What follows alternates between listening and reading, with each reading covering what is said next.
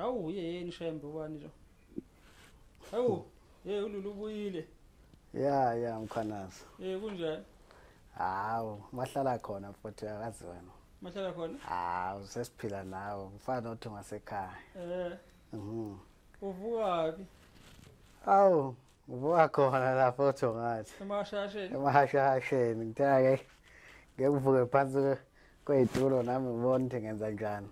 Ngase ngizwa nalo udaba likasisi uJabu lapha. Yeah. Ngithi hayi, la ngithinta kakhulu, ngithi ake ngiphuthume ngize ngapha ngizonibona. Yes.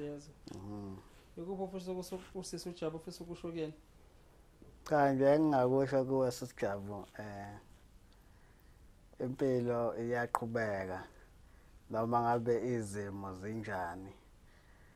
Ufakazi mina South Africa yonke yazi.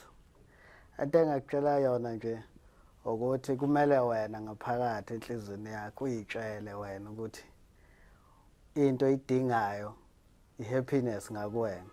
Okunye nokunye usuyobona ukuthi uNkulunkulu uyokusiza ngakuphi, yabo. So nje wena kumele ufunde ukwamukela isimo sakho, ujabule ufane nawo wonke umuntu okhona ophilayo la emhlabeni. Ukulimala kwakho kukhona nabanye abalimele ngaphe kwakho ngoba nami nje ngathola ukulimala ngangitshela ukuthi mina ngilimele ukudlula wonke umuntu because nawe isigameko sona na njengamanje sibhlungu and sibhlungu angiboni ukuthi khona umunye ongasibekezelela. Sonke ke sinezigameko ezihlukahlukene. Kodwa nje wena ngicela ukuthi uyitshele wena ukuthi nakho konke lokhu uthuleleni akusiza ngakho nalama therapist izinto osukuyikhuluma nabo kumele wena uyitshele ukuthi kokho konke abakutshela khona ukuthathe ukusondeza eduze kwakho ikona okuzokuphilisa, yabo. uNkulunkulu umthandaze njalo ngaso sonke isikhathi ngoba uphila nje ngoba babezama ukubulala nje sisesimene esifanayo ukuthi sasibulawa kodwa ngibona ngithi ngiyaphila ngihappy. Abantu bangithanda ngobani indlela nami esengamukele ngayo isimo esami sempilo and ngave kumnandi ukuphila ngento abantu abayitshela ukuthi ngeke wazi ukuphila ngayo, yabo. So nje ngicela kakhulu sisiwami ukuthi uqine uthathe lokho okuright nabantu abazokutshela khona okuzokusiza. Lokho okunye okubheke eceleni ukuthi kanjani kanyana vele abantu bakhona bazobheka le bengahambi ngeside lakho. Wena thatha lokho okulungile ukusondeza kube siduze wakhe ikona ozokuphilisa, yabo. Ngoba manje mawuzothatha okwrong uzogcina usubona ukuthi wena emhlabeni akukufanele ukuphila. At least ke wena unanomama ukhona uyakusekela kuyo yonke into.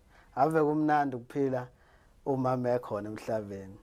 Mina nginayo umama washona.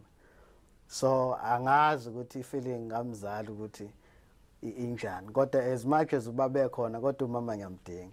Wena ke uNkulunkulu uyakuthanda ngoba nakho umama ukhona kuyo yonke into oyenzayo uyakusiza uyakulekelela, yabo. So nje nawe ngicela ukuthi udedele inhliziyo uphile njengami ngoba ngiyaphila uzoba right. And futhi ngisazo umdu nje into esizoyenza ngizoye ngithi nje njalo kumele sikuchecke ukuze nawe ubone ukuthi bakhona abantu abakuthanda njengoba nami uthando ngilitholile wathuleleni organization. Uthando la ekhaya hayi cha lukhona luningi ngoba njena nje ngikhuluphele ngimngaka nje hayi ngiyayidlela kodwa ke angisho ukuthi yona into mhlawumbe engakukhulula umoya kodwa phela kumele udle mekufuneka ujabule yenza lokho okuzokujabulisa wena, uyayizwa lonto. Kodwa ungakhohle ukuthi ukujabula wakho nomzali umele ajabule nezingane ungakhohle ukuthi unezingane ekhaya kumele nazo ikhule zijabule ukuthi umama ukhona, yabo.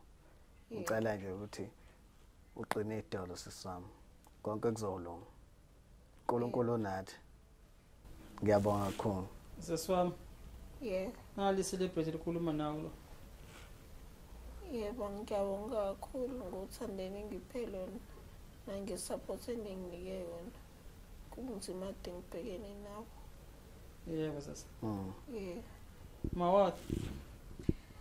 Nami ngiyajabula ukuthi athole isupport athole nomuntu ophuma naye emzimeni okufana nobakho Jabu kahle umziba benu njengani zami kubhlungu kumina ngaphakathi mina ngathi mangifunda nje ngimbona uPhakamani ku TikTok ngakhala zazi iproposal ingembezi ukuthi kodwa emhlabeni ukhona umuntu okwazi ukukhetha abantu kanje ngithi mangimbona ngibona wena ngiyibona into yenu imesha ifana kodwa ke nje ngizokusho kunina nobabili funa nazi ukuthi umhlaba uyanithanda funa nazi ukuthi khona uJehova osithandayo ngoba isimo senu ngendlela okwenzeka ngakho angafanele ngabe nikhona uNkulunkulu nje kuphela uyayathi umuntu abantu abenza into embi akake amveze ubali ngoba kahle kahle lo baba uyi-serial killer wengekaye lapha emobeni ehlala eClermont indawo ekude kangaka engakaze ahlala entshongweni uyazelaphi ukuthi mayengena la imoto iyangena kasibangaki ingane zethu ezilaphaya ayishiye khona ngiyabonga Sotob Yeah, umkhankaso we-account usaqhubeka ngeke ungaqhubeka umkhankaso we-account mfowethu ikhona ubhale phansi mfowethu ithini bafundela abantu cha South Africa sekuyo lo mkhankaso wemali yesurgery ukuthi ngikwazi ukuthi ngilungiseke ubuso nami ngiqhubeke nokuba insizwa ngibe muhle kodwa ke konke kulokho kulele nina South Africa ngoba ngiyanithemba igama le account igama lalo lingaphansi kwegama lami eluPhakamani Sibiya Reparation Fund igama le bank li FNB it's a gold business account account number it is 6309419425 ngicela ukuniphindela South Africa it's 6309419425 bese kuba nalabantu laba abangaphandle ngoba babuye badinga ama Swift code yakhona iSwift code yakhona ithi FIRNZAJJ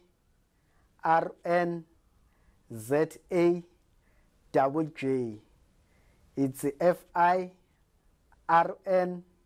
FIRNZAJJ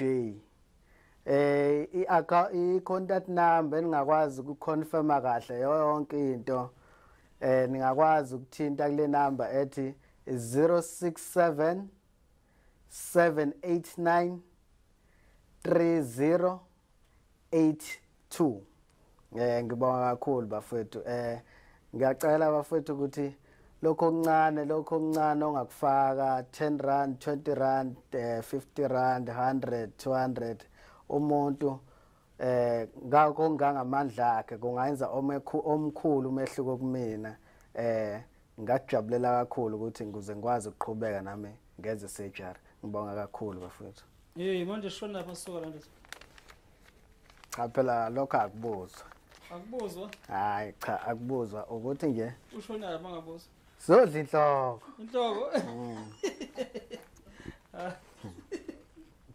kulungile namba nomzulu nodla inhloko mina umzulu uthuleleni nosisijavu namhlanje ngihalela ukuthi adle inhloko bakithi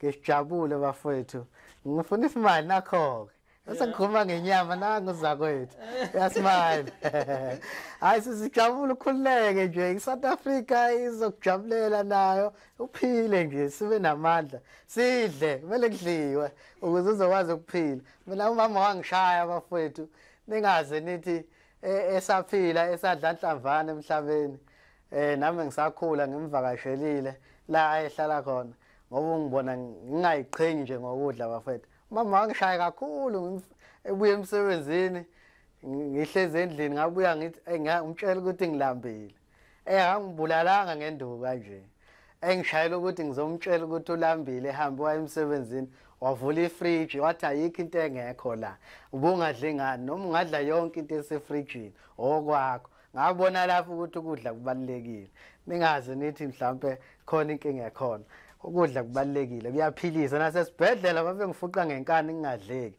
ngabona ukuthi ngadla ngaphila ngaba umuntu njengoba ngisho so ukudla kubalekile ngiyabonga Mtu Siyabonga shaka.